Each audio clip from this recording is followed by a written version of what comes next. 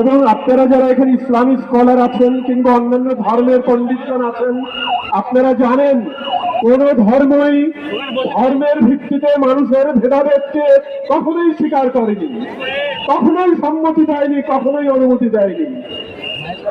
এবং এই পৃথিবীর যারা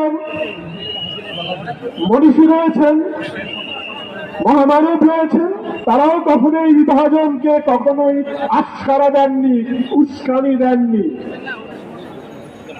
আমি আমার শিক্ষার্থীদের সবসময় বলি, তুমি যদি শান্তি চাও, সম্প্রীতি চাও, তাহলে তুমি একজন ভালো মুসলমান হবে। তুমি যদি শান্তি সম্প্রীতি চাও, তুমি একজন ভালো হিন্দু হলে ভালো হিন্দু হবে।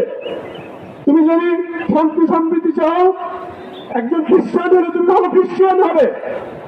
তুমি যদি তোমার ধর্ম ঠিক মতো অনুসরণ করো, কোন অসম্প্রীতি